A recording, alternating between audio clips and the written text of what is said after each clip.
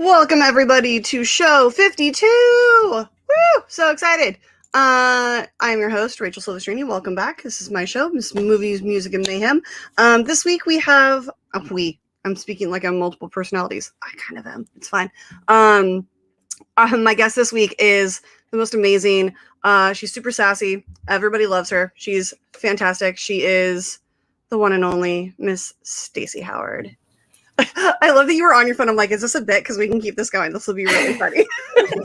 She was like sending one last text before she went live, and I'm like, okay, we can make this a bit. Listen, I'm doing good. I'm always on my phone, so it's just a little bit like, okay. That's like every conversation. I'm a millennial. I can't help it. And also, like, I find that women are a little bit better at like multitasking. Like, we can read and listen and think of like our shopping list all at the same time. Yes. And not miss a beat. Mm-hmm. Whereas, absolutely. Yeah, I can pay bills and shop in the same moment. I'm like, okay, $500 on the Capital One card. I'm spending that $500. All right, Lulu's dresses, got it. Mm-hmm. Oh, Lulu. This is Lulu's. I just got this in the mail today. It's just a cute little, summer dress. Which now it's summer. It's freaking hot outside. It is actually. We were talking about this earlier. Honestly, I think it was like a week ago that this shift just kind of happened. But yeah, it is. I'm up in San Jose right now, and it's saying it's 70, but there's no way it's only 70. Like, I'm sweating. Mm-hmm. I mean, I sweated everything, but still. Oh, Chris Taylor coming in hot. Tag name is Sassy Switchblades. Love it. Love it. We would kick everyone's ass. It's fine. Yeah, absolutely. Yeah. Any double women team is always a good time.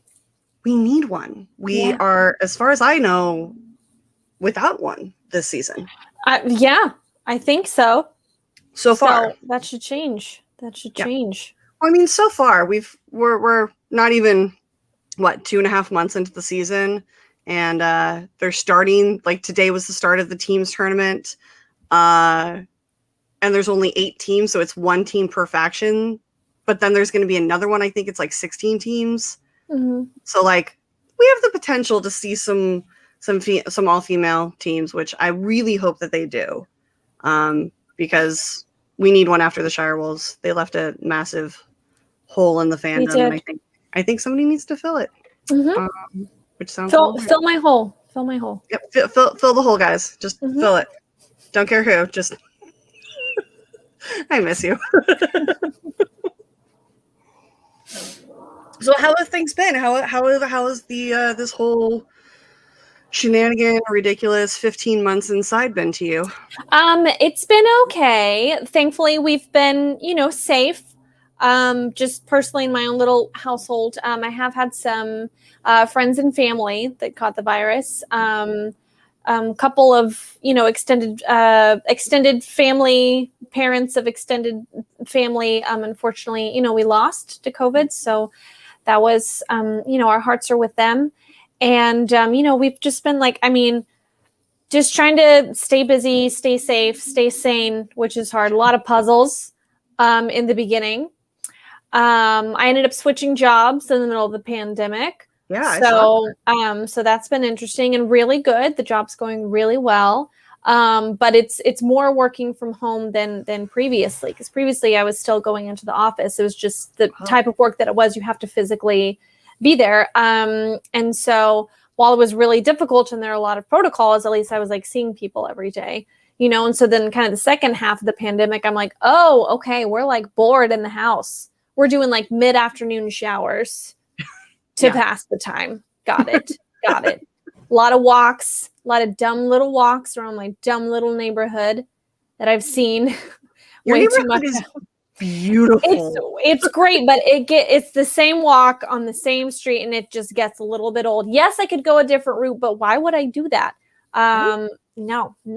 So yeah, and you start to see the same people, and you're like, hey, yeah, it's me again. It's us again.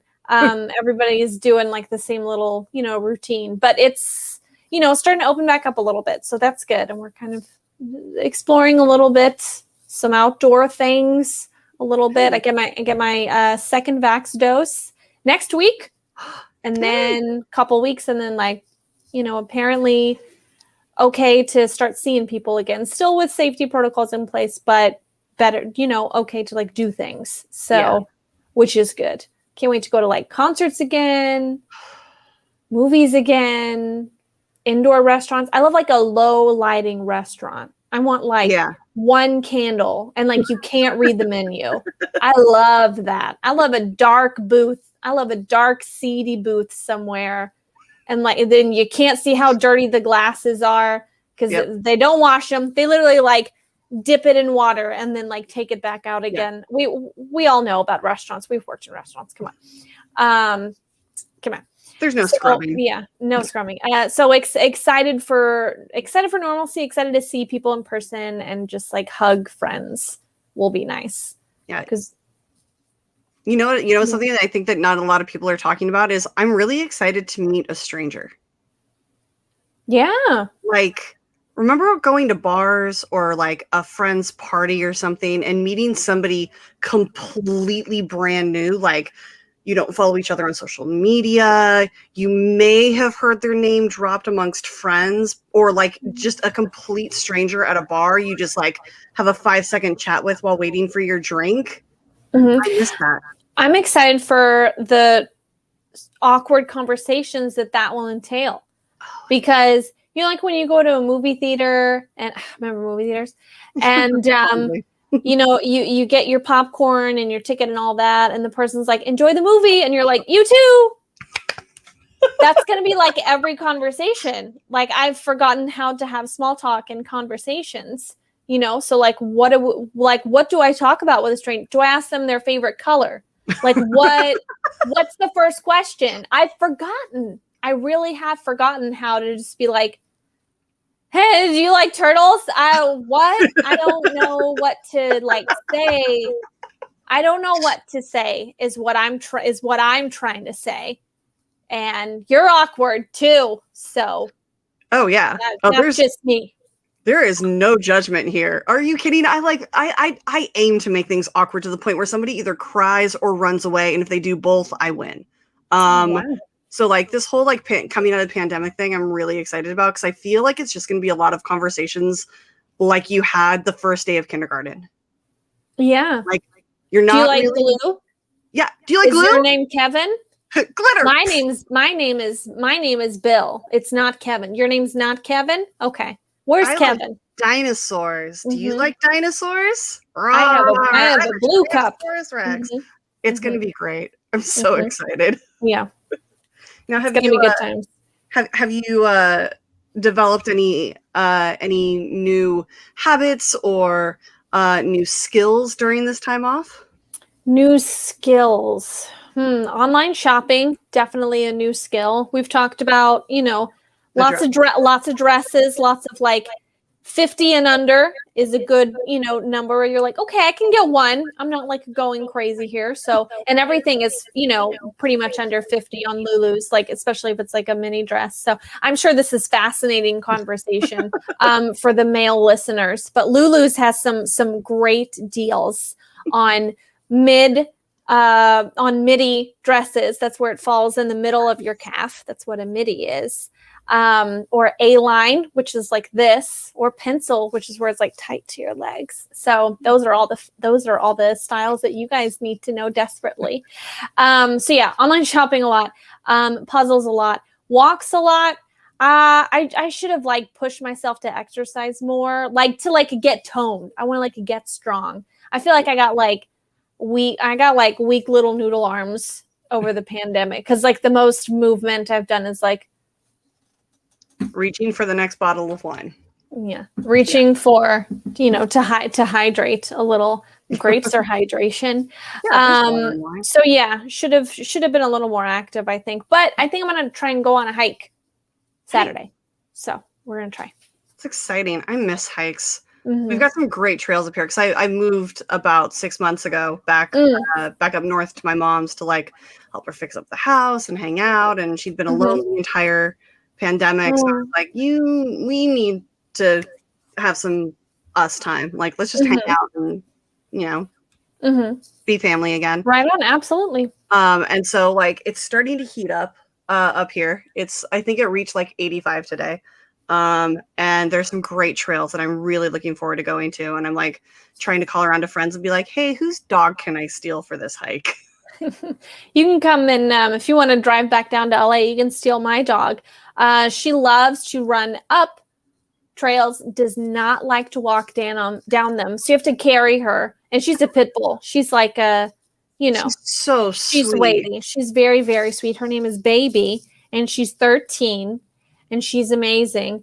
But yeah, you'll have to like carry. And she does the thing where like you carry her, and then she's like, like she'll just flop and look like she's dead. But she's not. She's playing. She just wants to be carried like a baby. So yeah, that's fair. Yeah, fair enough. Fair enough. You got to give them what they want. Especially when a dog reaches 13. Like I feel like that's when like adults, like as we grow older, I think once you reach like 75, you officially reach the age where you can just do whatever you want because you've earned it. Yeah. Like, I can't wait to be that crotchety old lady sitting on a porch like yelling at kids to get off my lawn. I can't wait. Or yelling about like how bad their movies are or their music. Like I just want to ridicule kids. I feel like it sounds like a good time. It sounds like a good time to take up smoking. Like I've never smoked, but every time I watch like Mad Men or Peaky Blinders or anything set in the 50s and 60s, I'm like, I wish I smoked. I don't, and it's horrible. But like if you're 80, fuck it. What are you saving yourself for? If anything, it'll like, let's cut this short. The ending's going on a little too long. This isn't the Return of the King. Why do we have 4 endings? Let's just let's get this done. So it sounds like a good time to pick up bad habits. Unhealthy habits is what I'm trying to say. Because you've done it. You got there. So now you can do what you want. Yeah, 100%. And you can have like red nails and like a martini and just like fucking light up. I'm gonna light up on an airplane. Yeah, my whole life is just going to be oh my god, what was that British show? Not ModCon. What is it? Ab-Fab? Ab-Fab. My whole life is just going to be Ab-Fab once I hit 70. I'm like, I do not care. I'm going to have my hair teased up to Jesus. I'm going to be smoking cigarettes and drinking martinis. I'll be like half Ab-Fab and half Christine Baranski from the Sybil Shepherd show. Because she would walk around Sybil's house with like a sports bottle, like a squeeze sports bottle full of martinis. Sounds great. Sounds great to me. Like, she was goals even back then. Who knew? It had olives in it. Like she's eating vegetables. Yeah. And technically vodka's made out of potatoes. So you have your starches, you've got your vegetables, you've got your salt and brine. Like she's doing pretty good. It's all the food groups. Yeah. All the food groups. Oh, she's been so sorry. Ooh, I'm like a cat. Big stretch, big yawn. What do you got in your coffee cup? That's not coffee. I suspect it's not coffee. That's not coffee. No. I don't stray too far from my brand, so I'm drinking bourbon out of a coffee cup. Okay. Yeah. Okay. I find it's easier to not be judged if you can't see how much is in here to begin with and how many times I fill it up. So, is it just straight bourbon, or do you like to mix it with Coke I usually just stick to straight bourbon because otherwise I'm over here like mixing like a mad scientist, like mixing like drinks as I'm doing the show.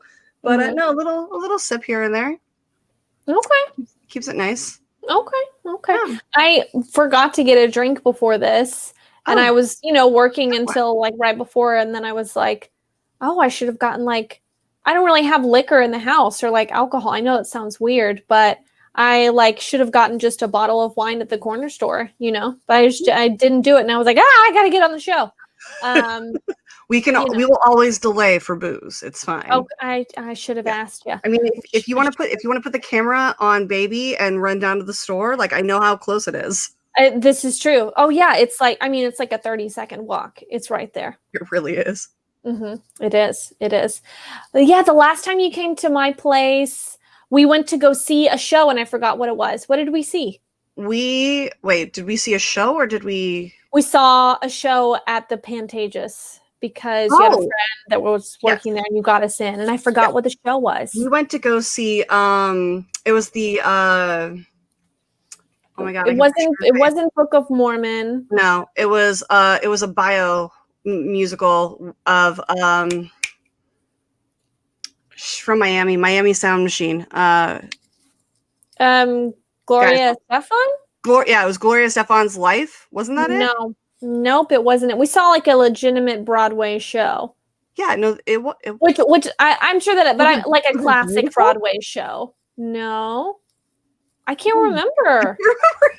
This is the worst, guys. This is what happens to my brain. The absolute worst show. This is just man. I mean, I'm sure. Oh no. What was it? It wasn't John Leguizamo's show, but you were telling me how nice he was about his show and that you got the chance to meet him. I can't remember. It's going to come back to me. I know. We'll figure it out. I'm like trying to figure out if I can pull up my calendar and be like, when was this? I mean, like, I don't even remember how long ago it was. Like, that's the whole thing. I'm like, anything that happened pre-COVID, I'm like, it's the fuzziest thing in the world. Had to have been like 2.5 years ago, I want to say. Oh yeah. Something like that. Yeah, because we did we got ready at your place for it was you, me, and Rachel Cushing, and we got ready at your place for the Downton Abbey movie. That's right. Got all dressed up. We sure did. That was a fun time. We got to do that for the second movie, but they did like a whole experiential marketing thing. So they transformed the second story of the ArcLight and the patio and everything basically into Downton Abbey. Yeah. And so there was, actors that they hired to act like servants and serve everybody. And they had like fake fights. And there was like people that were, fancy schmancy Lord and Lady people peppered into the party. So you got to like interact with all the characters. It was really cool. And somebody got fired. Yeah, somebody got fired for like spilling a drink or having an affair or something like that. You get to have champagne. It was fantastic. I was like living for it. I was like, this is all I want to do with my life. We had like those little drink tokens and like they had food out. It was fantastic. It was fantastic. I just wish that I was like a lord and lady. I wish that I was like a lady in, the late 1800s, maybe early 1900s. Not a lot of rights, but a lot of like lounging around, a lot of tea parties, a lot of brisk walks. And that's the most exercise you got. Like, that sounds like heaven to me. Yeah. To be honest, like, what am I voting for? What do I need to do that if I've got like tea and a corset? Like, I'm set. I know that's not very, woke of me. I'm just saying. I'd be okay. Like, to be honest, if everyone was being taken care of, they would be totally okay with that. Like, that's true. It's fine if we've got money. Oh my God, Camshaft, I love you. It wasn't Waitress. Was it a Bronx Tale? No. It wasn't Wicked. It wasn't School of Rock. Maybe it was On Your Feet. No. Something. I don't know them. I can't remember. This is gonna kill me. I'm gonna look back. It wasn't the producers. No, it was, but your friends were working backstage. So whatever your friends have worked on shows. Did we go backstage? Yeah, we did. It was a Bronx Tale then. It had to have been a Bronx Tale. Oh, maybe it was. Yeah, because Chaz Palminteri was there, and I was like, "It's Chaz Palminteri." Who's Chaz Palminteri? He's one of those old school like gangster actors. Oh, okay. And like the movie is actually like his story, and like he was super involved with the whole creation of it. It was a really, really good show and movie. So good that we forgot what the show was. No, I remember going to see the show. I'm just like, shit, who did I take to that one? Mm-hmm. Like, I know I took that's right, because I know I took my friend Luis to go see On Your Feet because he's a huge Gloria Estefan fan. Get on your feet. Get up and make it happen. I only know that from Parks and Rec because that was Leslie's song for her election campaign.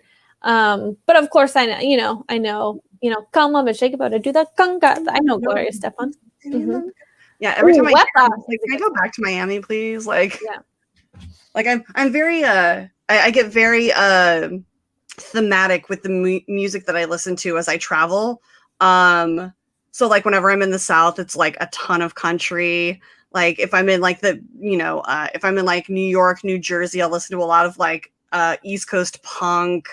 If I'm in like Seattle, it's all grunge. You gotta just keep it like that.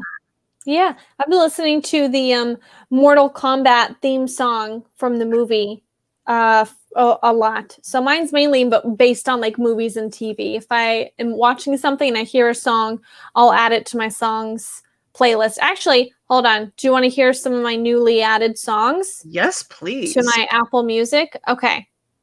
So, and I don't really build playlists. Like, so this is just like my, newly, like in order, these are all my songs. Okay. Mortal Kombat movie theme. White Boy Summer by Chet Hanks. I'm ashamed of that. I don't want to talk about it. Some Lady Gaga. Right back where we started from, because I watched Slapshot or whatever it's called. Okay. Let's see. Who Killed Tangerine? Because I heard that is in the end the finale of Fever Pitch, which is a really fun early 2000s rom-com. Let's see. Some stuff from One Night in Miami. Oh, good. Some 60s, some Motown. Some ABBA. I got some Gimme, Gimme, Gimme a Man for All Seasons or whatever it's called. Some Mamma Mia, some Waterloo. I think as I was watching Eurovision, I was like, oh yeah, ABBA. I love ABBA. Okay, so it's literally like I can trace every song back to, I watched that movie and then I added it. Let's see. Dancing with the Devil by Demi Lovato, because I was watching her show, her like YouTube show. Let's see. I got some Robin Thicke in there. I honestly was pulling for Eurovision to win Best Original Song so badly, It's just because so I wanted to hear the acceptance speech.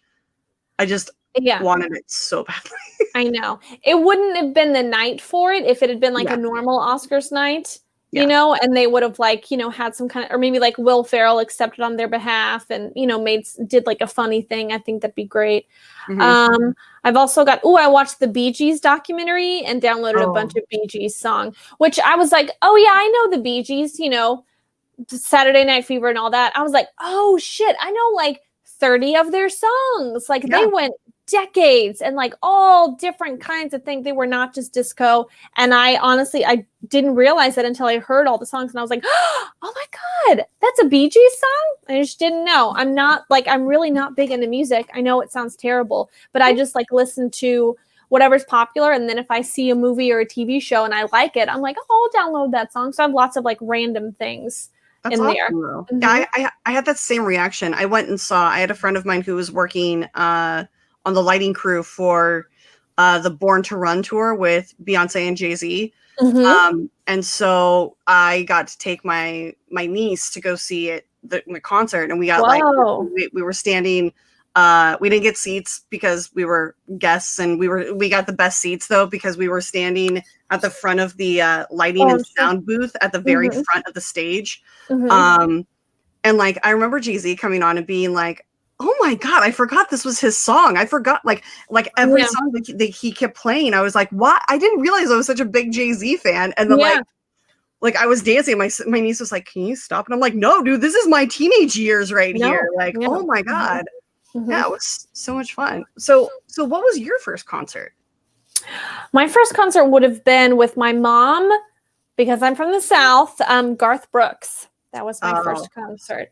And let me tell you, Garth Brooks puts on a show. Mm-hmm. He has incredibly weird dad energy nowadays. He's super weird. Did you see him at the inauguration? He was very weird. He's super weird on social media. And I say that in a good way, in that he's like so famous, like sells out stadiums in like 10 seconds. Like around the world. People love Garth Brooks. Okay. So somebody with that level of fame and success, they don't know how to people. They don't know how to people. And that's okay. We don't blame them. We still love them and buy all their stuff, but they don't know how to people. And so I think he like joined Facebook for the first time and did some kind of like video. And he was like, you know, I didn't want to get on the whole social media thing. But then a friend told me, Garth, it's like having a conversation. And I love that. Slick stuff, neat stuff. I love that. And you're like, geez, but you still love him. So yeah, it was Garth Brooks with his weird dad energy, and he put on a fucking show. Like the thing, like it started with like I think in the Thunder Rose, and he like literally the piano, bam, bam, bam, and the piano came up, and he like jumped out of this like air vent thing onto the piano, and like arose from the stage, and we're like, ah! Like everybody was freaking out. So I think I was like 8 or 9. Yeah. This would have been like late 90s, College Station, Texas. What up?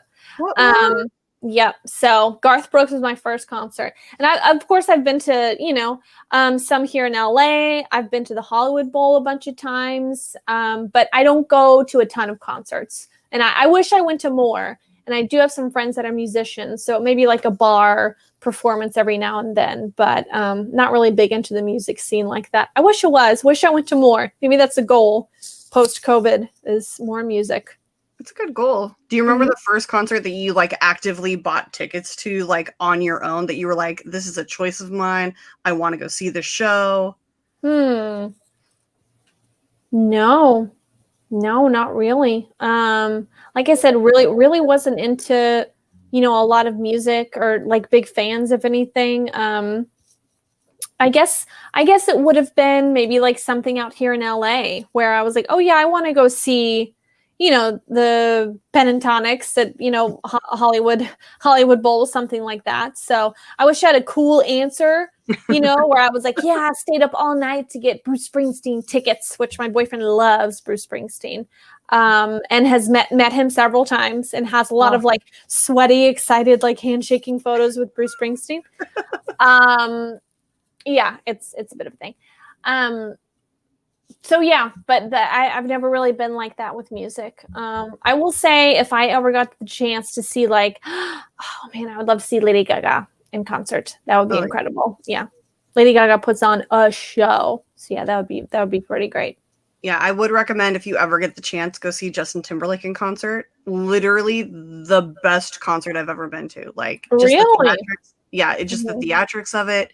I went and saw the 2020 experience. So it was like him with the Tennessee Kids. And there was a portion of the show that like he and his backup singers like all line up across the stage, and all of a sudden the stage, that section, just elevates on risers and then would go over like it moved over the crowd to go to like this back VIP bar area. Whoa. And like this staircase like rose out of the VIP bar, and he like walked down and performed on top of the bar. And I was like, I was like 30 feet from him, and like between him and me were like these massive like security guards just like sitting down in the row or two in front of me. And I was like, I could outrun him.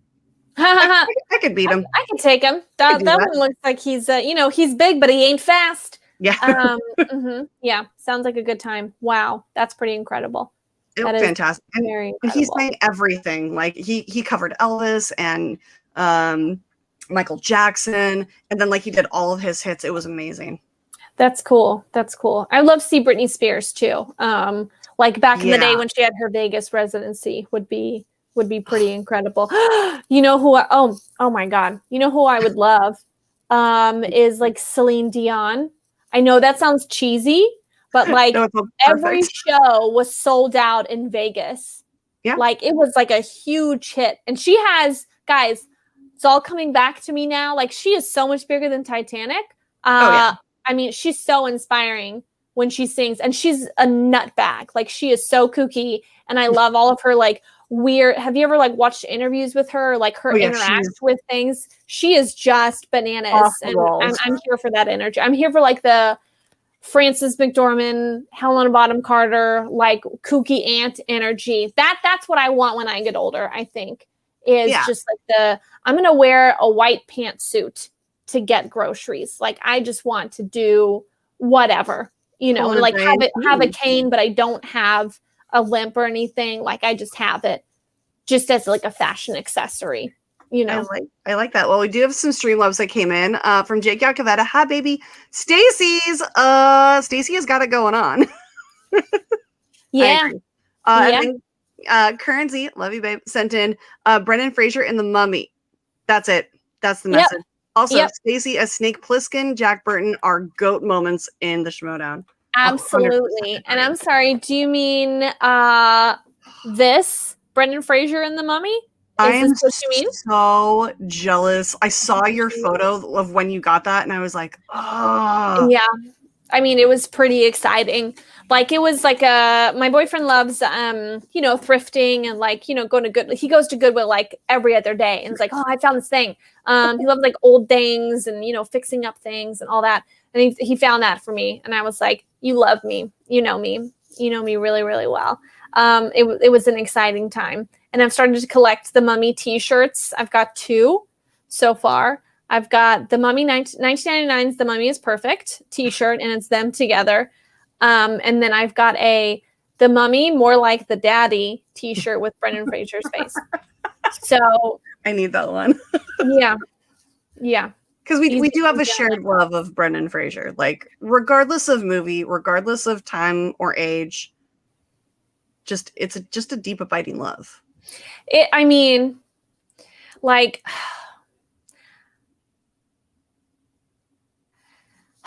Yeah. I can't put into words. And I wish him the best in every sense of the word. And it could be like, listen, he did like serious movies, he did action, he went into like the whole, like family friendly comedy thing. Okay. Now he's like making a comeback with like more serious stuff, and that's exciting. And I want him to play like a West Virginia drug dealer. Ooh. Like I want him to be like in a Winter's Bone kind of movie. Okay. And he's like shaved his eyebrows off. And you're like, oh fuck, Brendan Fraser. Like he went there because like, listen, I love him. He can't go back to like, the Mummy and like the George of the Jungle level. He's not going to get there physically, and that's okay. So just like embrace your acting abilities and just like really go for it. Like just really go for it. I would really whatever.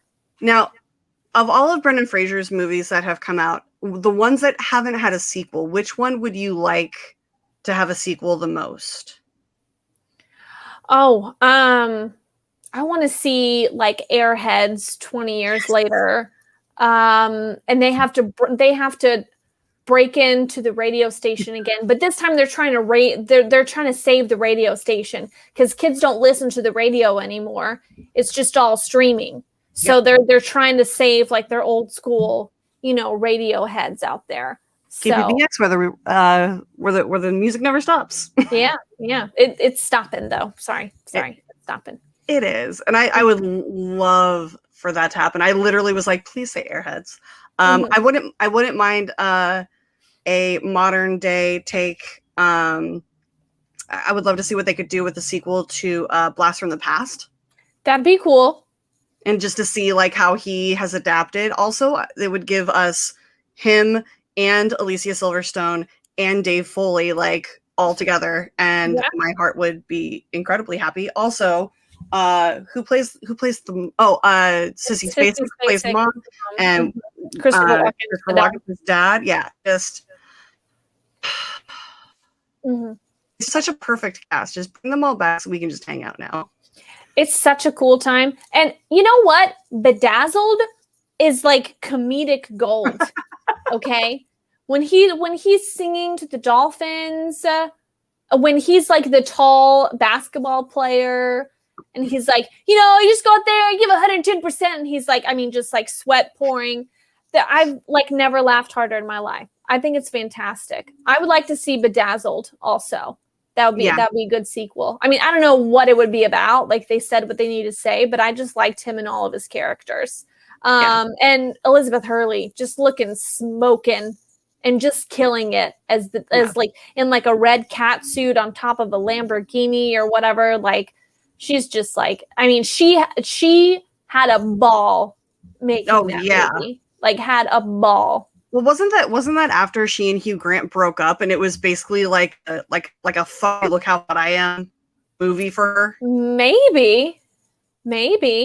I hope that's the when like you break up and then you got to go out and look super hot and you make your friends take photos of you, Oh, yeah. Mm-hmm. But then you're kind of drunk, so you have to delete them later. But you look at them in the morning, you're like, wow, no. Yeah. You're like, okay, 17 photos, Stacy. You don't need to be that aggressive.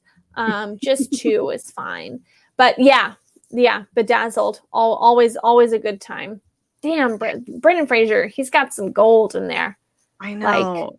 And like a lot of things that people don't remember or talk about or like revisit very often. Mm-hmm. Like every movie that we've mentioned so far, aside from The Mummy, because it is like a cult classic. It is. That I may or may not have rewatched earlier today.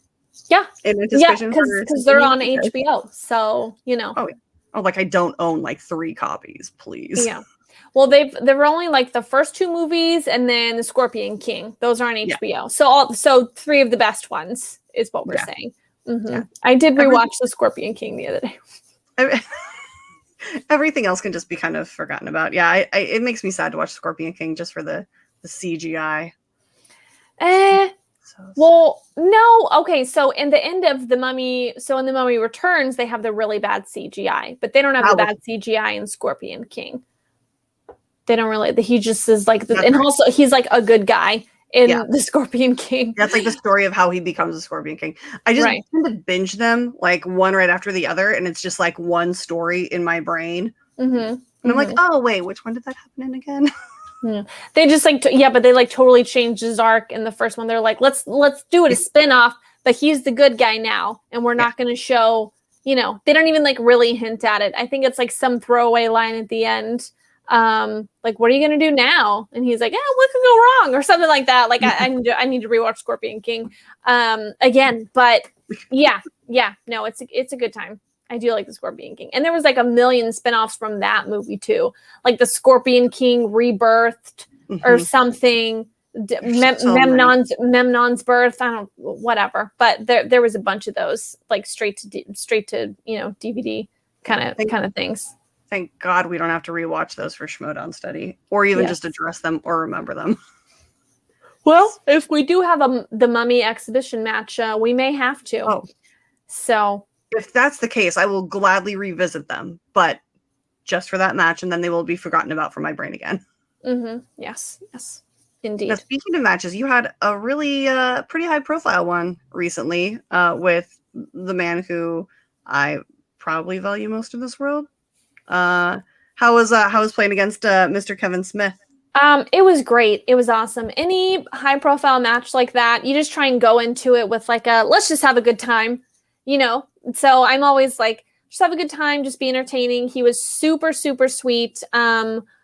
And obviously, playful banter and all that during the show. But I mean, he's like a really, really nice person and loves movies and, always great with conversation. So I was honored. It was cool. And actually a couple months before, I'd helped on one of my friend's movies who Kevin was in.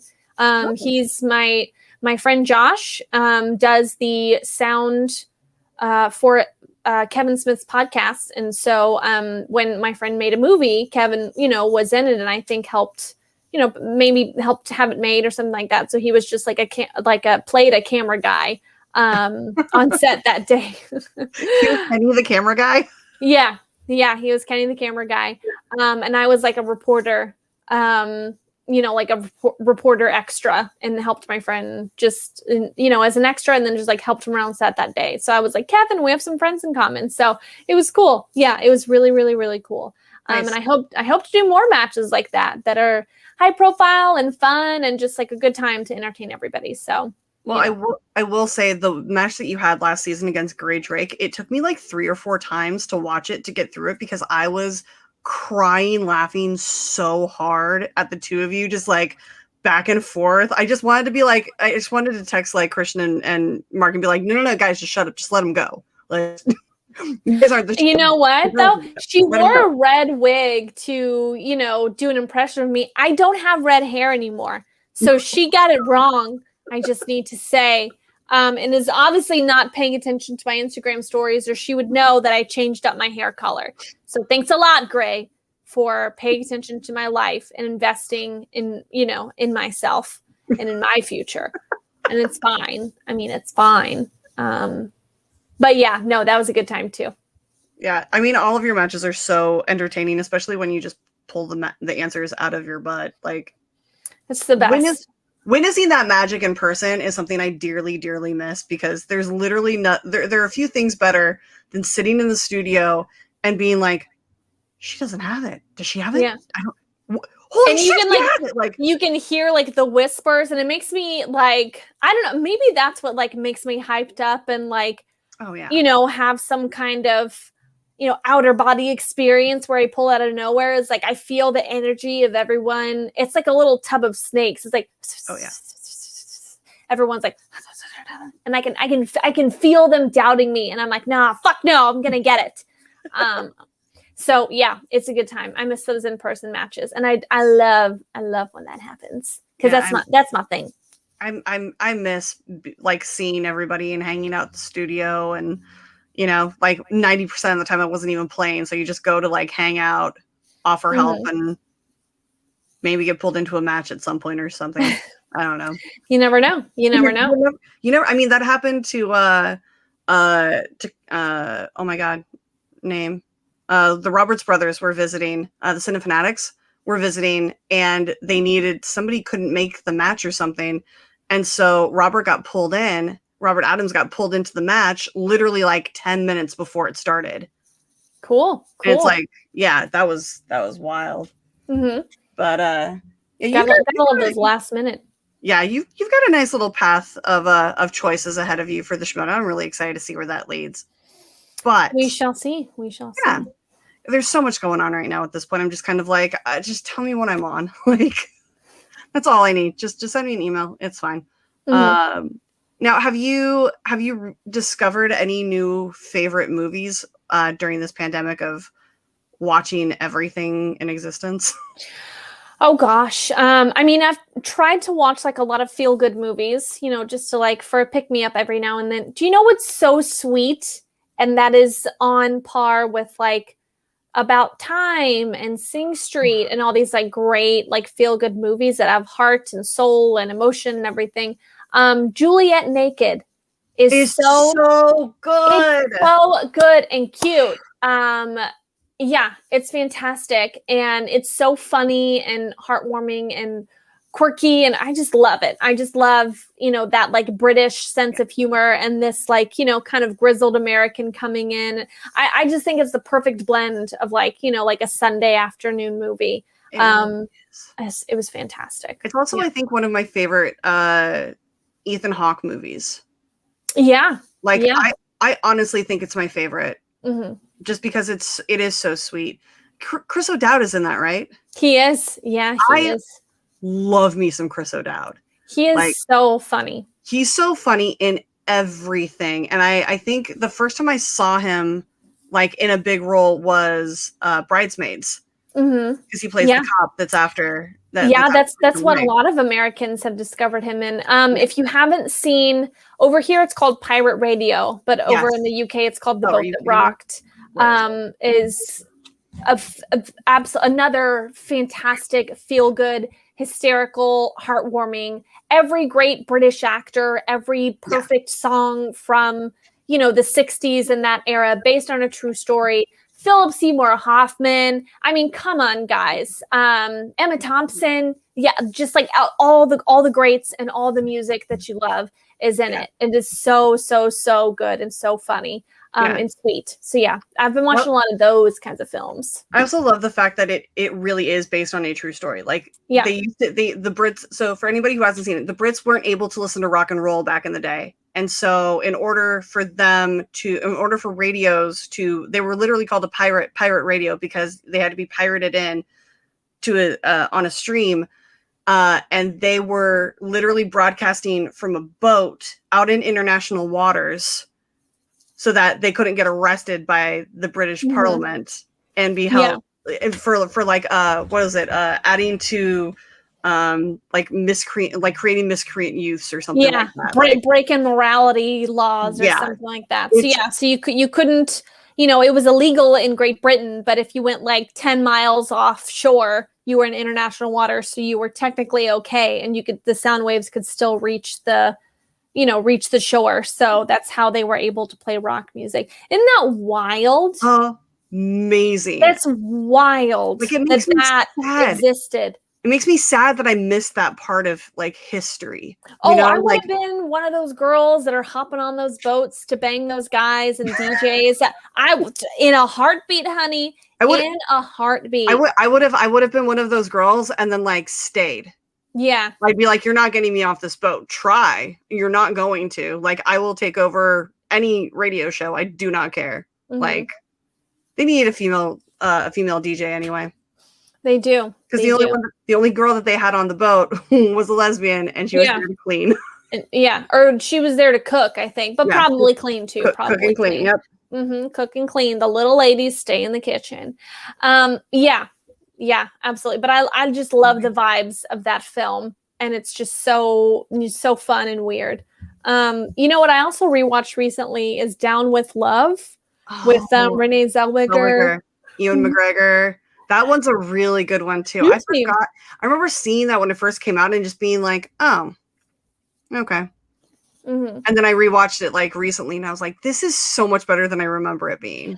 I didn't see it when it came out, but then I remember my friend and I watched it like a sleepover or something, and I was like, oh, what is this weird, cool movie that this is like? It's very like of the of movies of that time. Yeah. So they tried to make it, like a Barbra Streisand kind of, or Audrey Hepburn or one of those, kinds of movies where it's like, colorful and weird, and they've got like the quirky intros and the, mistaken identities and whodunits and like all that stuff. I thought it was, I know there's like a name for that genre, but I thought it was like super, super fun. It was a really fun look into the 60s and like just how like, because it dealt with females in the workplace and relationships, free sex and it was so much fun. And like, let's just be honest, I watch it for the outfits because the costumes of that era make me so jealous, which is actually why I can't watch Mad Men, because then I will instantly get online and order every single one of those dresses because Christina Hendricks is like my ideal body type. She's amazing. Girl, and all of her clothes. I've already got that. I just need the rest of it to kind of like go into other places and, You're beautiful. You're beautiful. And you're rocking curves in all the right places. I love it. Please dress like Christina Hendricks for Halloween. Please do a red. Dye your hair red or do a wig and do like a Mad Men themed, with like a cigarette and everything. Oh yeah. I'll have to have somebody dress up as a Don Draper with me. It'll be fun. That'll be a good time. Do you know who? I talk about this all the time, but it's always just like crazy to me. Do you know who her ex-husband was? Who in real life? In real life. It's like it's gonna sound bad, but it's the ugly guy from Super Troopers. It's the stoner kid from it's the backseat kid from Super Troopers. Yeah. The Snosberries takes place. Snosberries. He's her ex. I didn't realize that they'd broken up actually, but I knew that they were married at one point, and I was like, that guy really? But listen, Julia Roberts married Lyle Lovett. Yeah, I mean, there's been some weird guys with some beautiful women. I more understand Christina with, I can never remember his name, because like for me it's like, if you make me laugh, like that's why one of the reasons why I find like Jack Black so super sexy. He's great though, and he's like a good time. Right, but also like, if you can make me laugh, you are a winner in my heart for lifetime. So like, I get that with her, but like Lyle Lovett, I was like, okay, yeah, interesting choice. Whatever. And he's from my hometown of College Station, or at least he played there a lot, and so he loves like the Texas A&M scene, and that's why she mentions in my best friend's wedding, she goes, so you'll spend your honeymoon in places like College Station, Texas, because that's where Lyle Lovett was from. And that's my hometown. So every time I see it, I'm like the Leo, meme. I'm like, this. Yeah. So who else is like a weird couple that, who gets girls? And I'm like, what? Crispin Glover. Crispin Glover gets girls. Rob dead sexy. I'm totally fine with that. I hope that you're joking about that. He is, come on, creepy thin man from Charlie's Angels. I know. He's super weird and like The People versus Larry Flint. He's George McFly. Like he's weird as George McFly. I know, but he's weird. But he's not weird. Like I'm like he dated like Amber Heard. I would go over to his house. I feel like I wouldn't go over to his house and like find like a plastic bag of like fingernail clippings or like hair in his like bathroom or something. Like I like that's weird. Like I don't think that he's that weird. I mean, yeah, he's weird looking, so I'll give him that. Like, no, I'm not talking about personality wise. I'm sure he's an awesome guy. Have you seen his dad? Have you seen photos of his dad who looks hold on. Hold on. I'll put it on the screen. Okay, just look up like Crispin Glover and dad. Looks super. Yeah. Crispin Glover, he just has like, he's got such a great look. He's got this like goth cowboy thing. He's got like the Nicolas Cage thing. Like, I'm just saying he gets girls and he's a funny looking dude. Whoa. Yeah, hold on a second, guys. I'm gonna bring this photo up if I can. Hold on. No, go back. I think it's the one where they're standing like side by side on the red carpet or they're walking or something. There's a few of them that I'm like, wow. Can I make you bigger? Why aren't you going? See, I get these like, okay, there we go. Hold on. Okay. Found it. Okay. Yeah, they look very, very similar. It's a little unsettling. Yeah.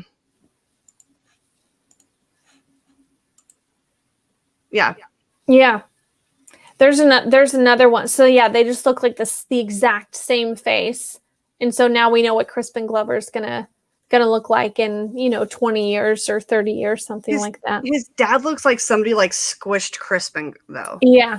Like same facial structure, same everything, just like shorter and a little bit wider, and like that's his dad. Yeah. Weird. There's another one. Crispin Glover, dad. There's one more, I think, where they're like walking. Yeah. I think this is the one that I'm. Let me see if I can. Can you guys see?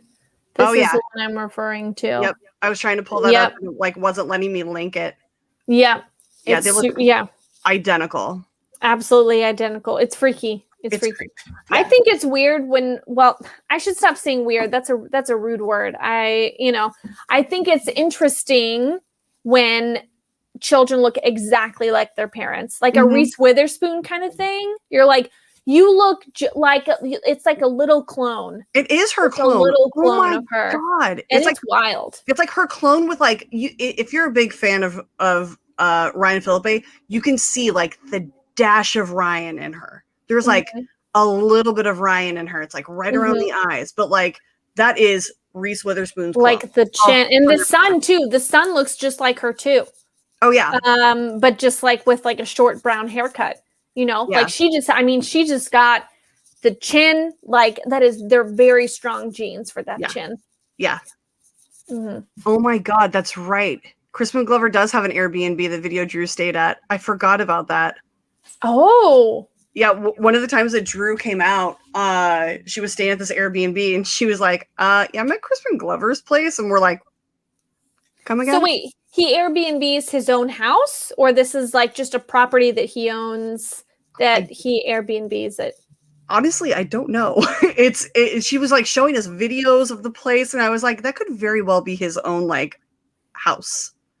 That's weird. Yeah. Again, there's that word that's so mean that I don't mean to say. I don't think it's mean. I like weird. Weird just means out of the ordinary. Mm-hmm.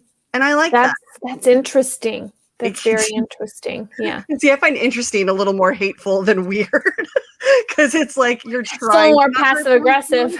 It's like, interesting. Oh, bless your heart. Oh, bless your heart. Actually, Sean's got a point, dude. The lead singer of the Counting Crows was batting way above his average back in the day. Yes. He dated Jennifer Love Hewitt. He dated and Courtney Cox. Mm-hmm. Yeah, that guy was, but that he's a musician though. Mm-hmm. He's a musician, and musicians always go from like a 5 to a 9. Yeah, you know, instantly. Instantly. If you've got like a cool band, and if you've got like all the girls, shaking their tatas at you at night, like the ladies automatically line up for that. So, well, I mean, oh my God, what's her name? The lead singer of wow, my brain is not on tonight, guys. I will. Shoot, what's that band? I'm sorry, continue on without me. My brain is just musicians. You're talking about a lady that's a lead of a band? No. There's an actress who married the lead singer of a band that I love and cannot for the life of me think of what their name is right now. Okay. Oh my God. But I was like, oh, I did not realize that you guys were married. And it's very, very sweet. And then, oh, where are you? I can type tonight. I swear to God. Oh, Mumford & Sons. Oh, yeah. You mean, Carey Mulligan. Carey Mulligan's married to one of the Mumford & Sons guys. Yeah, she's married to the lead singer. Mm-hmm. I don't think he's ugly though. No, but also like she's stunning. And so it's one of those like, okay. I want to see the inverse. Oh like, yeah, if it's I want to see like Brad Pitt dating some girls who's like pretty, but like a solid 6. There's really not a lot of examples of those in Hollywood, I would say. Not a ton. I'm not saying they don't exist, but it's mainly like googly looking guys and then like a super hot girl. That's like in life though. Also, if you've got something going on as a man, and it ain't looks, then maybe you can score a nice looking lady. Pick up a guitar. Yeah. Learn how to act. Yeah. Mm-hmm. Or surf or something. Like if you're really good at one thing as a guy, you can get a girl. Isn't that sad? All you have to do is be really good at like one thing. And it doesn't even have to be a cool thing. Yeah. Like you could be like, I take apart and put together old Game Boys. But you're the best in the world. You're the best in the world. There's like a whole YouTube series or channel dedicated to this guy that like takes apart old Game Boys and like old, things. And it could be like a lamp from 1910. And he like does the, he like refurbishes radiation lighting, refurbishes them. But it's a lot of like toys from the 90s that we would have loved. And he like meticulously takes them apart and cleans them and puts them back together and makes them work. And I'm like, I would definitely like, I might dry hump that guy, because like he's super talented. I'll open mouth kiss that guy for sure. Yeah. Cam Shaft bringing in Hugh Jackman's wife is absolutely stunning. She's also incredibly accomplished on her own, and she is a plus size girl, which makes her even better. He loves her. Debs. He is obsessed with her and loves her as a person. Oh my God, I just need to find my Hugh Jackman. That's all I need. Some beautiful, skinny Australian man who can sing "Oh What a Beautiful Morning" and tap dance to make me smile. Wasn't she like his agent or helped discover him or something? They met on his first acting job. And then for some reason but she's like a producer or an agent or something for some reason I want to say that she was a makeup artist on one of the things that he worked on later, and like they reconnected. I'm not really sure what their story is, but like all I know is they met. She's like 13 years older than him. He like doggedly pursued her in a not creepy way, guys. and she finally went out with him, and they got married like 6 months later or something like that. Oh wow, how sweet! I love that. Have you seen their wedding photos? She has like huge hair, and I'm like, yes. Oh, she's like she's like whatever Southern is in Australia. That's yeah, what she is like. Yeah. Oh yeah, and Aaron Johnson's wife. Both of those women are like 15 years older than their husbands. Yes. And as you said, very accomplished in their own right. And that probably was super sexy to those guys. They were like, that woman knows what she wants. She's got it going on. She don't need no man, but I hope she wants a man because I want to be that man. Yeah, 100%. Get a man with Wolverine claws. Yes, I mean, please do that. Listen, everybody needs a comb. Everyone needs like a nice little, nice little trim, nice little comb every now and then. Yeah, if I could just be like, hon, can you just like take an inch off? Like it's feeling a little bit. I want bangs. Sure. I feel depressed today. I think I want to get bangs. What if that was like every day? And he's like, no, do not get bangs when you are emotionally distraught. No, it's the worst thing as a woman that you can do. Cut your hair, fine. Shave it off, fine. Do not give yourself bangs. No. I mean, I did this because I was bored, like almost a year ago, and I've sadly been trying to keep up with it. But still, like, you never give yourself bangs. You do that once in like your teens. Yeah, because listen, a dye job, if it's bad, you wait a couple days, you go get it fixed, you rinse it out, you dye whatever. But bangs will last. Like, you can't grow out bangs. You can't just like grow out your bangs. I mean, you can, but it's like 2 years of trying to grow it out and adjust it and then do that. Like, you cannot go back. It took me forever. I once blacked out due to stress while I was like getting my hair cut, and we were like talking. It was like that she just put the cape around me, and we're talking what I want to do with my hair, and she had like clippers hanging, and we're talking everything, and all of a sudden the next thing I know, all I hear is go, oh my God. And I hear the buzzing, and I look in the mirror, and I have the buzzers in my hand, the clippers in my hand, and I had grabbed them off of where they were hanging, turned them on, and just shaved the side of my head. Yeah, I don't know. Why? Rachel, why did you do this to yourself? Because I was so stressed out. And I was just like, nah! About the haircut? No, not of that. Like, just in general in life. Like, I was going to get my hair cut, and I like wanted to calm down, and like it was the end of a tour leg, and I was like, I was incredibly stressed out, and I took it out of my hair. So she ended up giving me an undercut that took forever to grow out.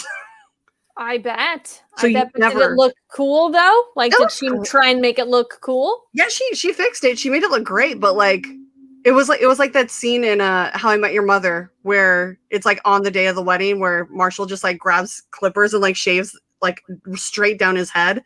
And I'm like, I've done that. I understand that feeling. Yeah.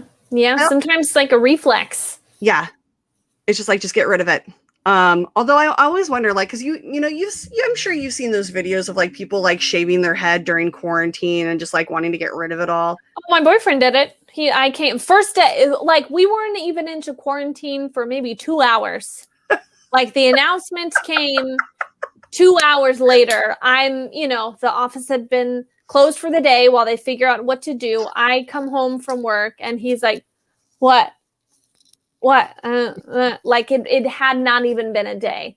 And he was like, this is time. This is my moment to do this. That's fair. So no hesitation whatsoever. I mean, it always made like, cause I love watching people, like I love watching like Brad Mondo videos on Facebook. Like they make me happy. I love watching people like play around with their hair and get different looks and stuff. It's soothing. But every time I go to watch somebody like shave their head in a video, they always go straight down the center. And I'm like, why do you do that? Give yourself a mohawk. When else are you going to be able to ever see what you look like with a mohawk? I think that guys with like, I know this sounds bad, but I like the mohawk mullet situation. Fuck yeah. Like I just watched Sound of Metal and he has like a bleached mohawk, mullet thing where it's like this, but then you kind of let it it's got like a little tuft, and I just think it's like a cool look. There's some YouTube stars that have that look, and it's very like Staten Island. I'm on the way to get a tattoo. My girlfriend bitched at me today. I'm going to see my friend Louie. Like it's very that look. And I don't know why, but I have always pictured myself ending up with like an East Coast Staten Island guy. I couldn't tell you why. Could not tell you why. I mean, as soon as I started watching it, because I toured with bands and I was on Warped Tour for so many years, I was like, I know that guy. Like, I don't know him, but I know that guy. And I miss the shaggy, the unspiked mohawk look that I just rolled out of my bunk after a 12-hour bus day, and it's just kind of like, oh God, I miss that. I miss. Oh, there's so many things I miss. But I know you gotta get back to it. I know you gotta get out of here soon because we are on a time crunch. So guys, if you have any questions for me and Stacy, go ahead and throw those into the Streamlab real quick. The link is down below. And then we'll end with my favorite question. So what movie are you looking forward to the most this year? Okay, I do have one. This is one that I saw the trailer for, realized it's based on a true story, so then immediately had to go and do all the research about that true story and read the whole Twitter thread. Zola. If you guys haven't watched the trailer for Zola, please watch it. Looks like a total like Spring Breakers, road trip gone wrong. A24, neon soaked fever dream. And it's based off of a Twitter thread that went viral in 2013. So watch the trailer. It looks amazing. It's got Nicholas Braun from Succession, cousin Greg from Succession. So yeah, it looks incredible and very much my scene. Very much my scene. So yeah, Zola, I would say, is what I'm looking forward to most immediately. I'm sure there's like a lot of the other big movies are going to start to come out later in 2021. I think James Bond's going to come out, all the blockbusters, but this is the one where I was like, oh, I want to see Zola when it comes out. So, yeah. Yeah, I literally just like looked up, I just Googled Zola and I'm like, ooh, just like the pictures I can see and like the still from the trailer. And it looks so great. Read the original Twitter thread from 2013. It's hysterical. Yeah, the description says Zola, a Detroit waitress, is seduced into a weekend of stripping in Florida for some quick cash, but the trip becomes a sleepless 48-hour odyssey involving a nefarious friend, her pimp, and her idiot boyfriend. Sold. I'm in. Yep. I'm in. And not only that, but like right underneath it in the section, it says people also searched for. It's got Magic Mike XXL, The Players Club, and then a movie that I had completely forgotten existed, Stripped to Kill. What is Stripped to Kill? I don't know about that one. It is a 1987 movie. Oh my God. It has Norman Fell in it. It's got Greg Evigan, which if you've seen Step Up to the Streets, right? Yes. Okay, so the girl who plays the main lead is Brianna Evigan, and that's his daughter. Greg Evigan was also BJ from BJ and the Bear, and his son was the lead singer of one of the bands that I used to tour with, and so I would go over to their house like all the time. Oh wow! To like do inventory for the merchandise, and like so Greg is an actor. His wife was a professional ballet dancer. Like she was in like the New York City Ballet. Like crazy talent. Like this family is like royalty. Like everyone is so disgustingly attractive and so talented. It's like really. But yeah, it's awesome. Like a Strip to Kill is about an undercover cop who goes to a strip club to get a killer who's killing strippers. Like it's sounds awesome. It's so fantastic. It's honestly one of those movies that I was like, oh, this is such a great like middle of the night girls sleepover kind of movie. Cool. Yeah. It's I completely forgot that movie existed. It's so bad. Yeah, dude, Camshaft, 100%. All right, I checked. Okay, okay. So, of the big name movies that are coming out, what's the one you're most looking forward to? What big name movies are coming out? I guess Black Widow. I honestly, I mean, the dates of so many movies have changed so much that I don't Yeah. even know what's going to come out. Black Widow, I would say I'm really excited about. I'm excited for the new James Bond because I love Ana de Armas. So Yes. I want her to find success in blockbusters. What are some of the other ones that would be West Side Story West Side Story and In and the Heights? Both look amazing. I do love musicals. I was Yeah. really sad because, like, for a split second, there was the massive possibility where they would be coming out right about the same time. So, like, one would be ending while the other one was coming out. And I was like, oh, I get a double feature of musicals. Like, oh my God, I wanted it so badly. And now it's not happening because one's coming out, like, in July. I think In the Heights is still slated for July. And I know West Side Story moved to Christmas this year. Which that's a good Christmas movie because you can take the family to see it, and yeah. And then The Heights is like summertime. You know, it's set in the summer, set in a hot city in the summer. Top Gun, Maverick. I don't know if I'm excited for that. I like Miles Teller. I know people say that he's kind of a douche, like in real life, but like I love his movies. Like honestly, one of my favorite movies is 21 and Over. I don't know why. It's him and Skylar Astin and Michael B. Jordan, right? Yeah. No. Wait. No. That's you're thinking of the One Night Stand movie, right? Some movie they did that was forgettable. 21 and Over is the one where the two guys are going to visit their like other high school best friend for his 21st birthday, and it's the night before he has like an interview for med school, and they take him out to party and they lose him. Oh, okay. And it's like it's just like a college hijinks like drunken movie, but it makes me laugh so hard because really their chemistry is so funny. But yeah, I mean, Whiplash is amazing. I was gonna say Whiplash. He's in Whiplash, and like I just what was it? Not Some Kind of Wonderful. That is definitely not it. It's the Spectacular Now. Yeah, and he was in like Rabbit Hole, and he's a great dramatic actor. I'll give him that. Yeah, I don't know. I've definitely heard about that like reputation when people say you're like not a nice person or like a disrespectful to other people, it just like really turns me off to watching their stuff. But but then again, I've heard people talk. I've literally heard people say that like to my face about people that I know like personally. Like I had a girl come up to me not come up to me, but I overheard this girl talking about this band member from a certain band who was incredibly rude to her one time, and so now she like wrote him off, but he's like legitimately the nicest man, and she like mentioned a few things, and I was like, oh did you talk to, was that November of like 2008? And she's like, yeah. And I'm like, yeah, his grandfather had just died, so he was literally trying to like talk to his mom on the phone, like and you were interrupting that phone call because you do not understand that there is personal space. So whenever somebody says something like, oh, I had a bad interaction with them, I'm like, okay, well,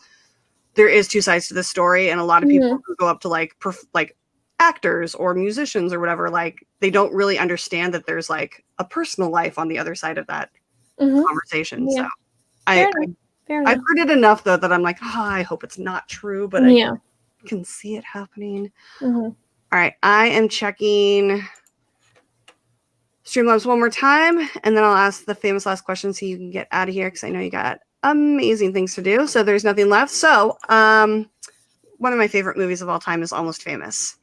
Okay. So I like to close out the show by asking the last question that gets asked. Do you have to be happy to write a love song? Wow, I can English today. Do you have to be happy to write a love song? Do you have to be sad to write a sad song? What is it that you love about music? I do think that you have to be happy to write a love song and sad to write, or what was it? Sorry, sad to write a sad song. A sad song. I do. Because I think that emotions and where you're at in your life influences art and influences music. But I don't think you have to be happy or sad to listen to them, or to have them in your life. But in order to write them, and whenever the artist probably feels those emotions, they put it into the song, and you can hear it in their voice, and you can hear it in the words. So, and I do think you need to feel those emotions when you're writing those things to be genuine. And then what was the last part of it? What is it that you love about music? I love that it makes you I love that it makes you feel the emotion the artist was feeling when they wrote it or sang it. So it can, you know, transfer emotions. It can transfix people. It can bring up memories, you know, whether they're happy or sad, and make you feel like a human being and feel that emotion inside as you listen to music and a song. And I think that that's beautiful, because all emotions, you know, from one side of the spectrum to the other, are necessary and vital to the human experience, and music captures that. And that's really, really cool. I love that. Well, thank you so much for coming on, Stacy. Thanks for having me. I miss you. I hope that you are doing well. Give baby a belly rub for me. I shall. Tell the kids where they can find you and anything you got coming up. You can find me on Twitter and Instagram at Stacy O Howard. No E, no I, just Y at the end of Stacy. And yeah, just follow me for hijinks. I'm doing some segments on the Good People Association, the Good People live show, where we talk about stories from working in a movie theater. That was my first job growing up. I know a lot of my friends, that was their first job, and a lot of listeners and movie lovers, that was, you know, one of the first ways they knew to earn money was like, hey, I like movies, let me work in a movie theater. And all kinds of wacky hijinks ensue, whether it's with customers, with films, with people that you worked with. There's always like the guy that worked at the movie theater for 7 years and just did all kinds of wacky shit and never got fired for some reason. So yeah, everyone has experienced those things that worked in a movie theater. So, you know, Twitter, message me, DM, Instagram, reply, comment, whatever you want to do, share your stories with me about that so that I can share them on the Good People Association. I would love to, but I don't think any of my stories are are shareable in public outside of my show, because 5 years in a movie theater, you got plenty of stories. Mm-hmm. And then you can find me on Twitter and Instagram at Silvestrini. All the links are down there. I don't know when our next show on the PJ Campbell Network for Show Me Naughty is, but stay tuned. Follow me and them and stay updated. It's a wild ride. Have you heard about this? Sean Sullivan is trying to find me love via a game show on the PJ Campbell Network. Our first one is out, so go to the PJ Campbell Network, search for it. It's hilarious. We did it on my birthday. The best birthday present I've ever been given. It was so much fun. But yeah, so everybody, thank you for joining us. We'll see you next week. Keep an eye on the Twitter for who and when and where and how. Until then, get your shots, wear your masks, be kind to each other, and I love you guys. And now I get to do my favorite thing, awkward dance.